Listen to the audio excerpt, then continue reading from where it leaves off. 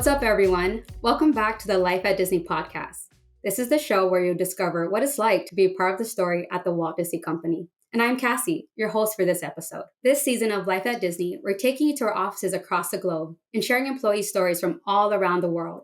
From South America to Asia to Europe, we're so happy to have you along for the journey. In this episode, we're excited to be heading back to Asia to speak with two amazing employees. Our first guest, Tiffany, sits all the way in Tokyo, Japan. Tiffany is a Human Resources Business Partner, or HRBP for short. From a young age, Tiffany has always been a huge Disney fan and has created some of her fondest memories at our parks. And now, in her HRBP role, she partners closely with our leaders on all things HR to achieve their business and organizational goals. As an HR professional myself, I'm so excited to learn more about her role and what it's like to work in Tokyo. Welcome to the show, Tiffany. We're so glad you could join us today. Thank you, Cassie. And I just want to thank you for having me on this podcast today. Yes, amazing. And, for those that don't know, Tiffany's based in Tokyo, which is 19 hours ahead of where I'm based here in Hawaii. So, Tiffany, thank you for joining us from the future. My pleasure. Really excited to learn about you and your roles in HRBP. It's really cool because I don't think a lot of people realize that we have a awesome HRBP team in Japan. Can you tell us a little bit more about what you do? Sure. So, like you said, a lot of people don't know that we have a Japan Walt Disney office aside from the parks that we have here. So we're based in central Tokyo. We have, a lot of the same touch points that you have in the US. Like for speaking in terms of the Walt Disney APAC, we have different segments like Disney Entertainment, ESPN, obviously the Disney parks and products. And for 100 years, Disney storytellers have created some of the most beloved stories and characters in the world, including in APAC. And we have all different touch points like film, we have streaming, we also have television, live events, digital, home entertainment, content distribution, spanning different things like Pixar, Marvel, Lucasfilm, ESPN, and 20th Century Studios. And I think it's unique that in Japan, it's actually one of the markets outside of the US where we have all of these touch points, including the Tokyo Disneyland Resort, which is Disneyland and Disney Sea. Yes. Oh my gosh, that is such a huge scope I can imagine it's like a small tag team of HR business partners. Earlier, you mentioned APAC. Can you tell the audience a little bit more about what that means and what else that covers? Sure. So APAC, we have various different locations. Obviously, we have Japan, we have ANZ, which we call Australia and New Zealand. We have our Korea offices, our Southeast Asia offices, China. Yeah, we have all these locations and we work very closely across APAC and across, different divisions as well.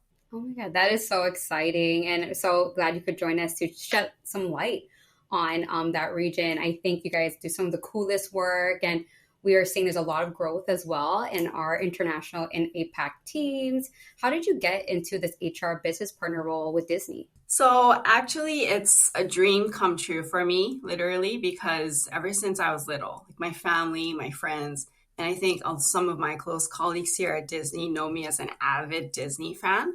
So eventually, even when I was little, I wanted to work for Disney in one way or in another. It was either that or becoming an archaeologist, which didn't happen, but very different, on the scale. But as I continued into the world of human resources in 2022, so I guess almost 2 years ago, I got a job offer from Walt Disney Japan for an HR business partner position. And I was skipping with joy when I got the offer letter. Awesome. And I think, what's cool about being HR business partner at Disney is that I feel like we do HR in such a unique way, right? We have so many unique businesses, right? Can you tell us a little bit more about what the day-to-day life looks like as a HR business partner, and what are some of your favorite projects? So I think it's hard to describe the HRBP role in just one sentence because there's so many different aspects to it. But I think the easiest way to think of us is an HR professional who partners closely with the different divisions. And basically, we're the main point of contact for all things HR related. And our goal is to also help them achieve their business goals.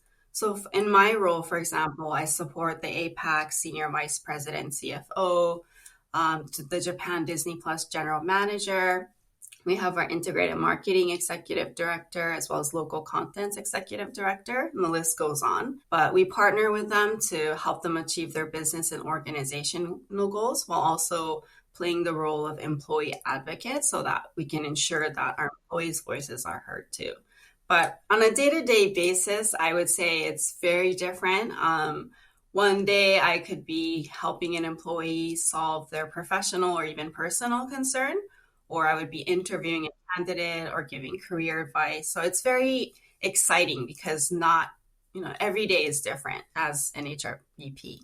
Yeah, I love that. So you're right alongside the business leaders, making sure that the company is doing well, but also that the employees are doing well in the culture and you're there for them. So really that bridge between our business goals and our employee goals, really. So I love the way you put that. Do you have any exciting projects coming up? Anything you want to share in terms of like what's going on in the HR world? I think one of the most exciting or I think crucial projects that we always have ongoing is definitely headcount planning. So we work closely with the leaders that I mentioned before on identifying current and future resourcing needs.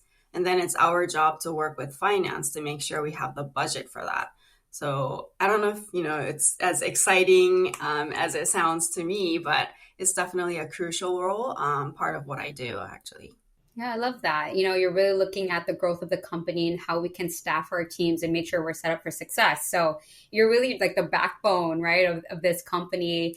And I'm sure it's like you're working in the shadows, behind the scenes, making sure that their business are thriving. So I really love that. So I want to talk more about the team there in Tokyo, right?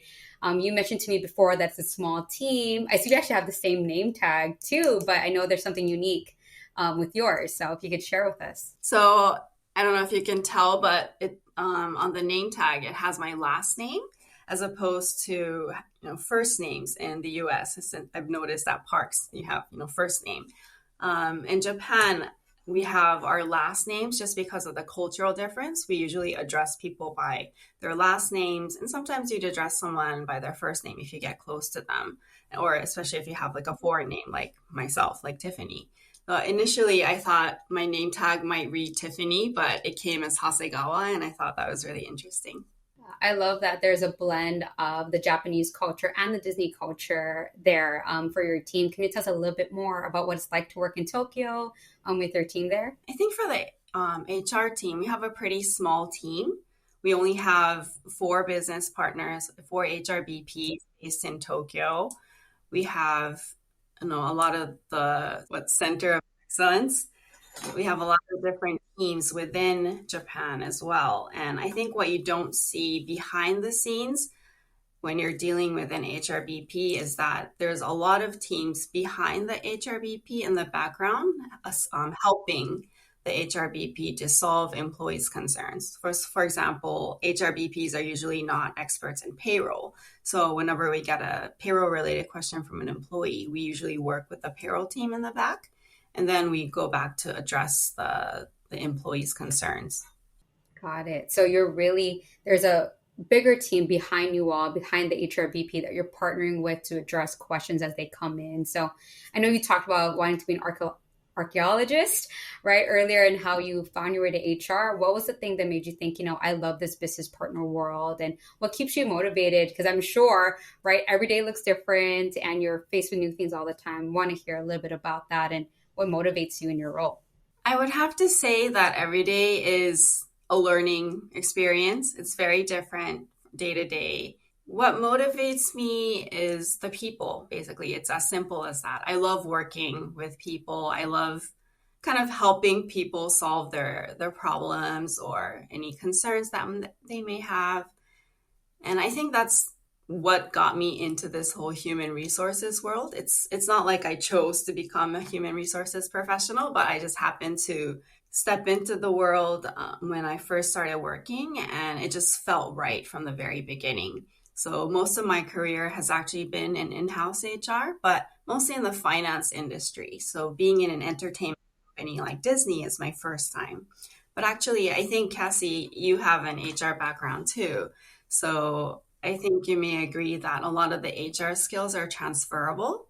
So even if I spent more time in finance industry, I found that the transition to Disney was pretty smooth. And I think the finance industry really prepped me well for Disney in terms of the diversity. And, Disney is a pretty fast-paced company as well. So similar to the finance industry. So I felt, even though it was my first time coming into the entertainment industry, it was a very smooth transition for me. I completely agree with you. I think what I found is that people who are drawn to Disney really care about the people. Even in like past conversations I've had with the other hosts on this podcast, what keeps us at Disney are the people. What motivates us to bring our best selves and make magic are those moments where we can make someone's day brighter or help someone on their career. And I totally agree. Nothing fulfills me more than knowing that it helps someone get on the right path, or I help them bring their best self to work. So I love that. And I'm sure too, you talked about APAC being a large region. What does that interaction look like with the other countries that are within that scope? We have a lot of interaction with our APAC colleagues, especially as an HRBP. We, share best practices. Sometimes if the division that we cover has different teams within APAC or in the US, we usually collaborate with our US HRBPs or APAC HRBPs to, talk about headcount and talent succession, talent development, compensation, promotion, and things like that. So I actually speak with my APAC counterparts on a daily basis. Even with our US HRBPs, I think I have a call with them, once a while. Yeah. That is so cool. And I know you mentioned our Disney 100 celebration, and we're celebrating these past 100 years of great storytelling. Tell us more about how you guys celebrated that huge milestone with the company. So D100 last year was definitely a very exciting time as an employee, especially as a huge fan myself. It's such a huge milestone. I don't think, frankly speaking, a lot of companies get to reach that milestone. So it's a very special milestone for all of us. When Mickey and Minnie came to our APAC town hall in their D100 outfits, everyone went crazy and we all got to take photos with them. And that was a very exciting moment for us. We also had a really cute kind of platinum Mickey statue that we had in our client space, like our reception area for a few weeks. And we all got to take photos with our name tags and the art that all of us got celebrating the D100. I think that was a lot of fun. I love that. You talked about the HR business partner role and how every day can be different. And I feel like you being there in Tokyo, that gives an extra layer of complexity, right? So I would love to hear, especially for any HR aspiring professionals out there, what are some of the biggest lessons you've learned in your HR career? So what I've learned at Disney is that at a large company like this, you can always put your hand up and step up and really grow your career. There's so many opportunities for a huge learning curve. And when I started my journey at Disney 2 years ago, I wouldn't have imagined that I would be working so closely with senior management, but at the same time, being so close to the business and the employees. And I feel like it's all about putting up and applying yourself in everything that you do. And by being close to the leaders and the employees, I've really learned about the business more. And it's really fun, especially as a Disney fan myself, to see what goes on behind the scenes. That in itself is very motivating for me as well. So I would have to say that the last 2 years at Disney probably equates to maybe like 4 to 5 years of learning curve with any other company that I've ever been with in the past. Yeah, no, I totally agree. We've seen so many changes here at Disney. I think we always say that the only constant here is change, and that's really brought a lot of great learning opportunities for our team members, for our fellow employees around the globe. So that resonates with me. Is there any advice you have out there for people who love to be in a role like yours in Tokyo or as an HR business partner? I think as an HR business partner, and in any role, actually, I'm a true believer in surrounding yourself with mentors or colleagues that are supportive and give you a positive outlook on things, but at the same time, giving you candid feedback about your skills and your career. So I was fortunate enough to surround myself with a lot of people like that in the past. And I think that's eventually what led me to becoming an HRBP as well as, to Disney as well. And kind of circling back on my point earlier, I think it's all about stepping outside of your comfort zone. It's really easy to stay in your comfort zone, but when I joined Disney 2 years ago, actually my coverage area as an HRBP was still undecided at that time. But our HR management, my colleagues, and also our division leaders really believed in me, and it's really helped me to grow in the last couple of years. We've talked about the past 100 years being such a huge accomplishment and exciting. Is there anything the next 100 that you're excited about for Disney or you'd love to see happen with the company?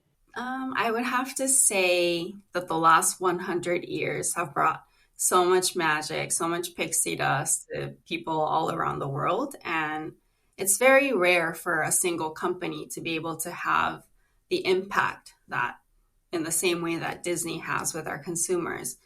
So I hope that we can continue to do that in the next century and even in the following century and so on. But personally speaking, I'm looking forward to seeing a lot more content come to life on Disney Plus. Recently, I've been watching Shogun, which is a huge hit globally. I'm always on the edge of my seat whenever the episode ends, but I also can't wait to see Ganable. So that's actually an original local content that we have in Japan, and the first season was extremely popular last year. So I really can't wait to see that as well. And also the Disney cruise coming to Singapore next year. I've never been on a Disney cruise, and it's definitely on the top of my bucket list. So I think having that access much closer in Asia will be a huge, huge thing for a lot of Disney fans. Oh my gosh, no, I totally agree. So, I'm curious now, I'm just going to steal this question from a fellow podcast host, Stephen. Thank you. What is your earliest memory with Disney? My earliest memory with Disney actually is when I was 2. I've been told by my parents because I only remember like glimpses of it. And my first memory was at Disney World, actually. And I remember I was in a stroller in midsummer in Florida, humid, hot. And I remember feeling kind of miserable, but I was on the stroller and Goofy came up and he kind of sat on my stroller. And I still remember the weight of Goofy sitting on my lap. Obviously, he didn't sit down all the way, but as a 2-year-old, I think it was quite heavy. And that memory is still very vivid in my mind. Yeah. Oh, that is so funny. Oh, so you went to Walt Disney World when you were 2 years old. I actually went for the first time this year. So do you get out to the parks outside of the APAC region much? I try to as much as possible. I'm going to, this is APAC, but I'm going to Hong Kong Disneyland next week, actually, which I'm very excited for, doing all my research on where to eat and things like that. And actually, I'm going to Walt Disney World later this year. But last September, I went to Anaheim. I've also stayed at Aulani. So I think I have Paris and Shanghai and the Disney cruise left to go once I check off Hong Kong next week.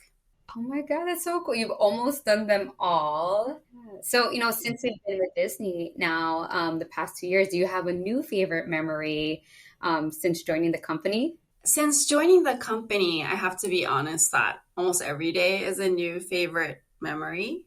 But even before I joined Disney, even as an adult, Disney plays such a huge, important part in my life. My mother basically raised me on Disney. Even as an adult, my husband proposed to me at Disney World. So that's definitely one of my favorite memories. Like I mentioned earlier, I go to all the live entertainment. I watch a lot of content. I try to squeeze all of this in between our busy, professional lives. But every day is definitely a dream come true for me. Oh my gosh, it's those magical moments that really matter. And have you always been based in Japan, like your whole HR career? I have actually. I was born and raised in Japan to an American father and a Korean mother. I went to international school. I went to NYU and studied hospitality and tourism management, as well as media communication. So I have a pretty multilingual, multicultural background. But working for Disney, being such a diverse company, I feel like I could bring all sides of that of myself at work. And it's been really exciting being able to do that. Yeah. So are you trilingual, if that's the right word? Like, do you speak three languages? Unfortunately, no, I don't speak Korean because my mother was also born and raised here. I always, tell her she should have learned Korean so that she could have taught me how to speak Korean. But unfortunately, I can only speak English and Japanese. Those are my two first languages. That's pretty cool. So, oh my gosh. Well, I feel like, as an HR business partner too, like we talked about it earlier, how there are things that don't seem exciting to others, right? Like you're working behind the scenes. There's like headcount planning, annual operating plans, which also AKA AOP, right? And all of that, like things we do in HR. Um, how would you say like how that work is done here at Disney differs from all of the work that you like similar work you've done before coming to the company? I don't really see a huge difference, to be honest, with the way things have been done in the previous companies that I've been with. But I would have to say that the closeness that I have with our leaders and our employees is definitely stronger. Like the bond is stronger. I know Disney is a huge company. We have a lot of leaders, we have a lot of employees, and that was the same in a lot of the finance companies that I've been with. But the relationship that I have with our leaders and employees right now are much closer. I don't know if it's the whole Disney magic, pixie dust. I can't really put a finger on it, but there's a lot more communication that goes on with our leaders here. Yeah, the collaboration, right? I think we always talk about at Disney, our secret sauce is collaboration, right? And we just have so many different teams and businesses. And so I think that that makes it different for me too in my role, right? I totally agree. It must be collaboration and storytelling. I think those two words you hear a lot within the company. Well, thank you so much, Tiffany, for joining us, sharing with us about your day-to-day work, your personal story. And I just loved everything and how it ties back all your core memories with Disney. So thank you so much for your time. I had a great time talking with you today. Thank you so much, Cassie. Thanks once again for having me on this podcast. That was Tiffany, HR VP based in Tokyo, Japan. And like I said, this season we've gone global and are speaking to some incredible employees all around the world. So now we're taking you over to Shanghai, China to meet Pauline, our VP of Creative over the Asia Pacific region.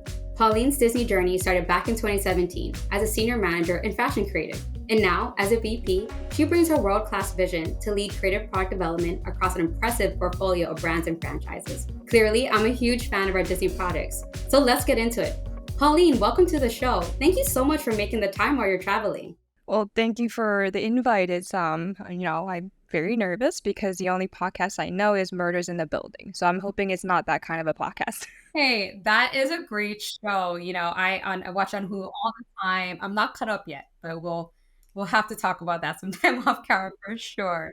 I know you mentioned you're based in Shanghai, but your team is truly global. You span multiple countries. Can you tell us more about your scope as the VP and the creative mastermind behind this Asia Pacific, or APAC, right, as we call it, creative development team? So, like you mentioned, my role actually covers APAC, Asia Pacific, and I take care of creative development. Well, my team, we take care of Asia Pacific creative development across all of our Disney brands, right? So Disney, Pixar, Princess, Marvel, Lucasfilm, 20th Century, and National Geographic. So I actually double hat also as the creative lead for the globe on National Geographic and The Simpsons. So my team actually, they sit across, all of our different offices. We have team members in Shanghai. We have team members in Tokyo, in Korea, in Seoul, and also Singapore. So it's also, part of the roadshow is also just to, get to see your team and work with them, collaborate with them on site. So that's exciting. And I didn't mention this earlier at the beginning of the show, but this is actually going to be our first episode with the APAC team. So we're really excited to get your unique perspective, and really would love to know what is your favorite part about working for Disney outside of Shanghai? I love working in Shanghai office because it's so diverse, right? I'm myself, I've lived everywhere a little bit, and so have my team members, and also our colleagues, people in the office. You have multiple nationalities. You have a very diverse group of talents right there. So I would walk around the office and come across, people from all different regions of China, Greater China, U.S., Tokyo. So it's a really diverse pool of talents that you get to meet, and just, you get to know their cultures through these people. It's also really exciting because we have such a diverse category group types that we work on, right? So in the Shanghai office, at any moment, you could be working on something like gold or coconuts or fashion or, rice dumplings or even hot pots. So it's really a diverse, dynamic place to be. I heard you say earlier, like communication and collaboration. So those things are key on your team. So what does that partnership look like for your APAC team and your collaborators across the globe? So because we're all caretakers of our brands, right? So our main mission is to create the most amazing storytelling creatives for products and experiences, right? So that's really our mission. Everything we do, every piece of graphic, every piece of retail spatial design or branding and packaging, or just graphic design, character art, all that, all of the functions within our team, their output is creative. That's going to find its way or come to life onto products and also, experiences, whether it's retail, whether it's online, offline, experiences in general. So it's exciting to, work with collaborators like product design experts, the best world-in-class experts at business, all different kinds of lines of businesses that we really get to collaborate with. That's the fun part of our job. Yeah, I love the way you said that. You said caretakers of the brand, and we definitely do very much care about our brand and hold those things near and dear to our heart. And you yourself, you've had such a storied career with Disney so far. I would love to hear more about your journey with the company and how you got to where you are today. I'd love to share the story. So once upon a time, let's start with the story. It's roughly 6 years ago. A friend of mine just, she was super excited. She was like, hey, I just saw the perfect job listing for you. Turns out Disney was looking for a fashion design lead for the consumer products Greater China team. At that moment, I didn't really understand what that meant, because usually from an outsider, right? When people say Disney, you think of, am I going to be designing costumes for the parades in the parks? I had to find out, right? Well, what's this about? And also because I come from a fashion design background, right? So when the role says fashion design combined with Disney, it's like, well, what could go wrong? So I had to find out more about this role. And after interviews, a lot of patience, a little bit of magic, I became a Disney cast member. And then from there, because I started from consumer products, right, both focused on the fashion category, with each sort of round of the company's evolution of our org, I've had the opportunity to grow and expand my role, my job scope. So from consumer products, fashion focused, I went on to lead more categories, again, still within the Greater China region. From there, I hopped onto a role to lead product design for Asia Pacific region.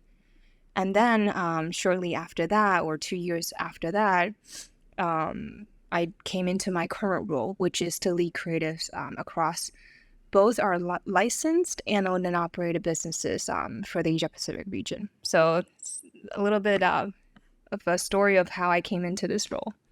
Yeah, and it's grown over time. Sounds like you guys have a large scope of it's really fascinating to like hear the different ways. And I heard you say fashion, and of course, in my research, I know you come from a luxury fashion design background. How does that experience affect or translate into the way you're inspired to do your work with Disney?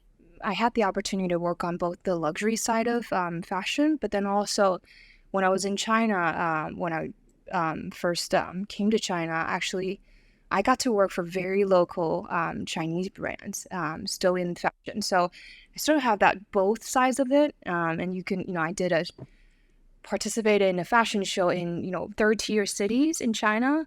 But then also, my background is from luxury, as you mentioned, in Paris and London, New York, all that good stuff. It was really fun to have that dynamic sort of experience for me because then you get to understand more about, well, where is this licensee coming from? Because they might need to worry about their production, which is a different sort of dynamic than what you would find in Europe in the luxury segment. And also, luxury really helped me to, I think, stay focused, right? When you're in a company, in those luxury segments, you are super hyper focused on your expertise. Whereas in other companies, you get to do more, like a wider scope of responsibilities. But in luxury, you're just so focused and you get to really hone in on your skills then. Yeah, so it's like you really, you've seen a wide variety, right? You have the high end luxury, and then you have the more local brands, and you're able to put that into the storytelling you do through design at Disney. And I love how you said about focus, right? Because with a brand as big as Disney, right, there's so many things you can do, like unlimited possibilities, but being able to like hone in on one thing and a purpose, I think that is not easy to do. So like props to you on that. Kudos. Something I want to ask is what projects or designs do you hold close to your heart? I would pick one of the first projects I worked on when I first joined. It was a collaboration with Disney and the Shanghai Fashion Week. So we in collaboration we picked 10 local up and coming talents, designers, and had them interpret what was Disney to them. I think that probably was the first ever fashion show that was on the official calendar, at least in the Asia Pacific region. But please don't quote me on that. I think. Yeah, and we had conversations with these designers and just say, hey, what inspires you? In the end, the theme that ran across all of these interpretations, right, creative visions, was, these designers looked back into Disney's past, China's history. They combined the two and used their present, which is their skills, and then, brought Disney, I think, into the future with their vision. So it was a really interesting, sort of project to see it from A to Z, from beginning to end, because you got to see things through their eyes. So that was really interesting. And in the end, you get to see this project come to life. And even though it was just for a couple minutes, it was Disney's story shining, through these young talents, their vision, and just, on that catwalk, I think that project really energized me and just got me to think, what else is possible? So that was the most memorable. Oh my gosh, I love that so much. And I feel like Disney does do a great job of representing legacy and bring us forward into just the next 100 years. How does it feel for you seeing some of these designs like out on like for our guests, for our fans? Well, again, I come back to, just the power of Disney, not just because it's a big company, right? It's got so much, we can celebrate the heritage, we can celebrate the history, all the stories from the past, but then it's really, Walt Disney's spirit of pushing boundaries and just challenging status quo, challenging, everything that you could. I'm excited also, again, to echo your sentiment, I'm excited to see Disney in the next 100 years. And, I joined, I got into fashion because I wanted to see things, that came out of my brain or my ideas and just, somebody wearing it, parading it down the street. How cool is that?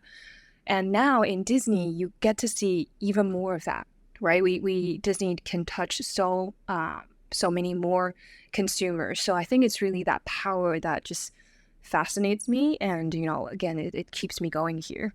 Well, I think with creative minds like you at the helm, I know there's even more amazing things to come. And something that you mentioned earlier too.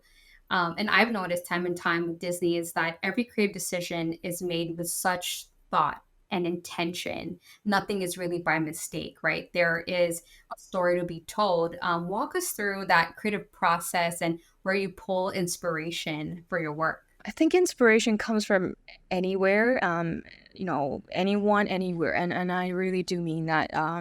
It sounds kind of corny, but we always look at, try to observe our consumers, right? What's going on in their lives, what's going on across our cultures. So we always try to stay, I guess, fingers on the pulse. So that way, whatever we're doing really reflects that moment in time and, for our consumers and what they need or what they might need. So it's, I think it comes back to people for me. It's really observing people that inspires me. Yeah. Oh my gosh. I love that. And you talked about diversity, inclusivity, and we have a global audience here at the company. And to know that we can look into the company and feel just that we're just as diverse and have these voices, stories being shared, and different memories that people can cling on to and relate to, not only in going to a park or a resort, but through the merchandise, through our movies. And, you mentioned this earlier, talking about your team and how amazing they are. And, you're an executive leader at Disney. So not only do you lead strategy, creative design, you lead a team of leaders and just a large team overall. What are some of those key qualities you think contribute to the success of your team?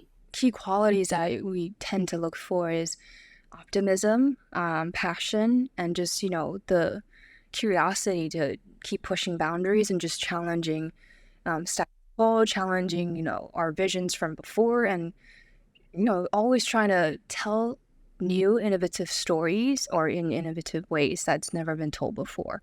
So that's really what I look for when it comes to our team members. Yeah. So how do you guys keep the creative juices flowing, right? Is there like development opportunities for your team? How do you keep honing your craft? So I've always been a believer in the right person, the right time, doing the right thing, right? It sounds easy, but it's really about, I think, building a culture of what we call spark, right? We have to inspire each other to be the best version of ourselves, and just inspire each other overall.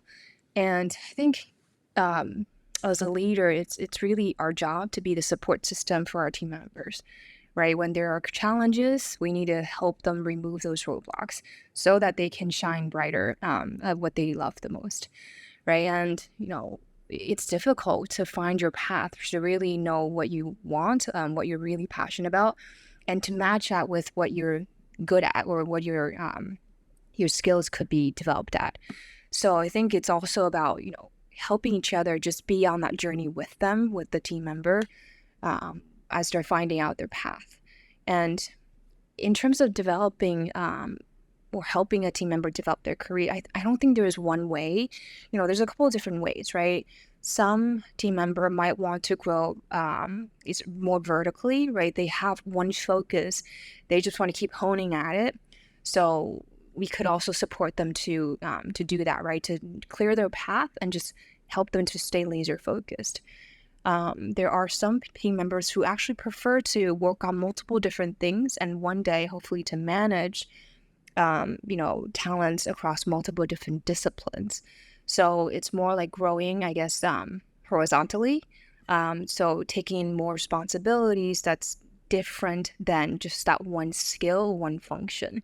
So if that's the case, then we need to help him or her just become more well-rounded, and also maybe a people manager, right, on top of being a great creative. So, that's just two ways to help or support a team member to grow.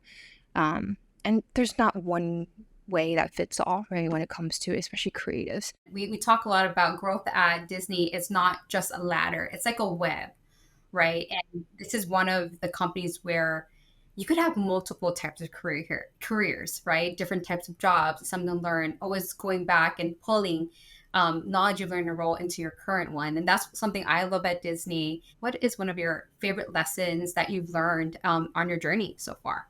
Definitely stay flexible.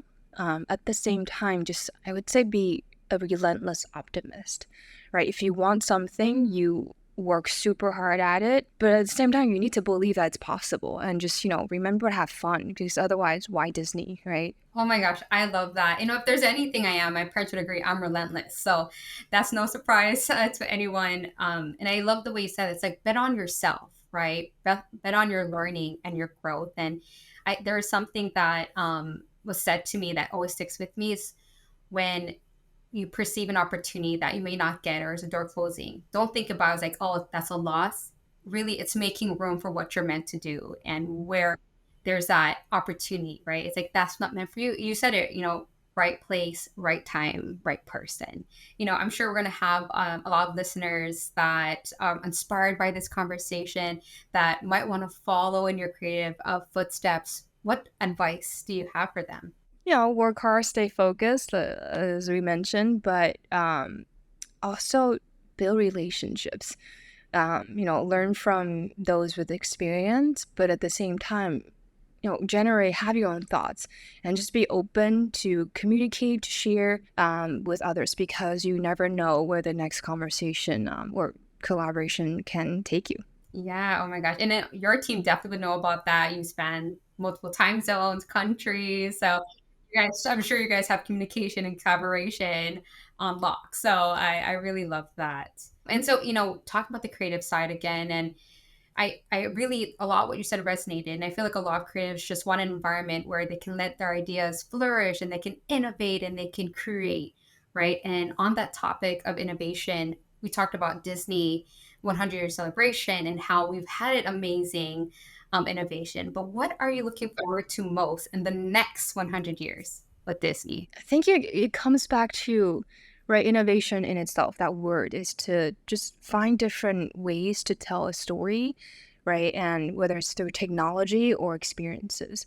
So it's really a Walt Disney spirit, right, to push boundaries. And I just look forward to, having that next wow moment where, we can wow ourselves, we can wow our more audiences and more consumers around the world.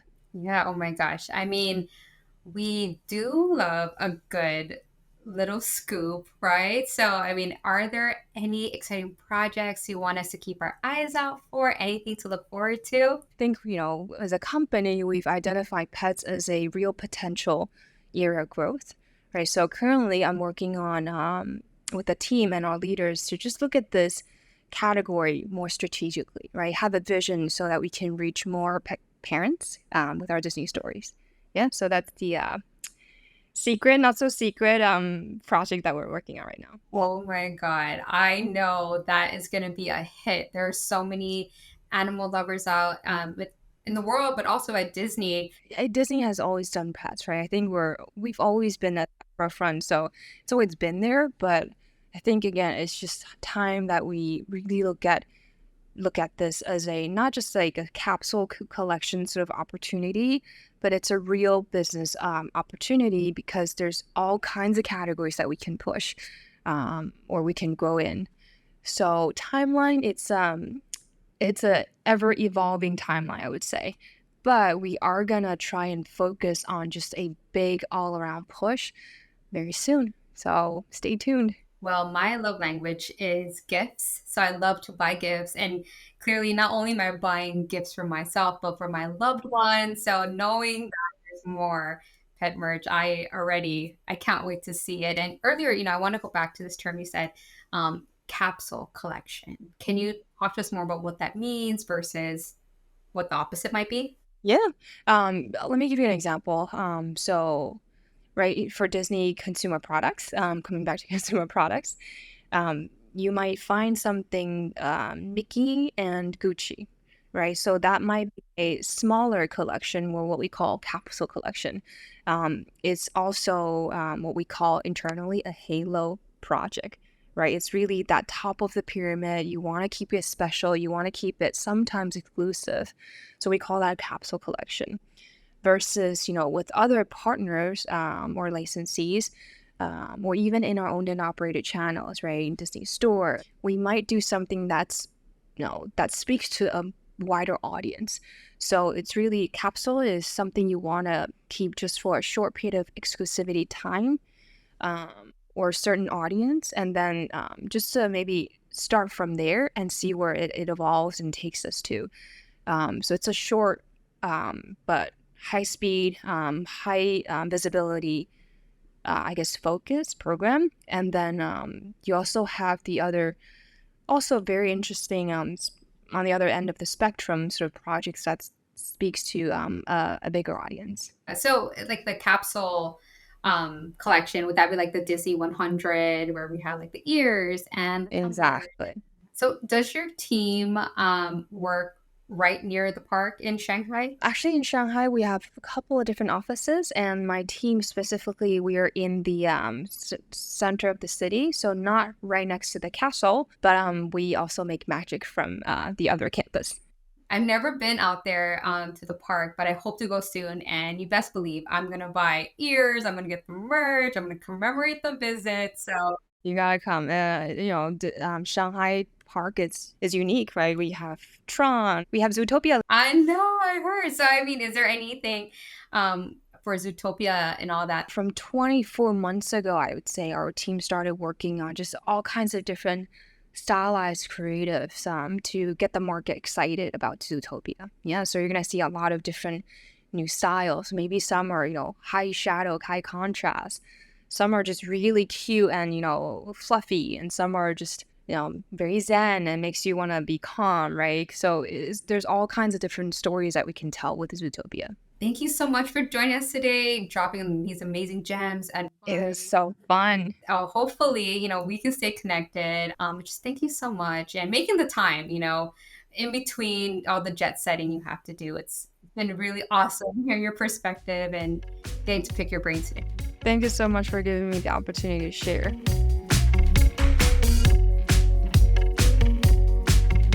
If you liked this episode, stay tuned for more. And remember to subscribe to our show on Apple Podcasts, Spotify, or wherever you listen to podcasts. For a little bit more magic, be sure to follow us at Disney Careers on all social platforms. And check out our open opportunities on DisneyCareers.com. We'll see you real soon.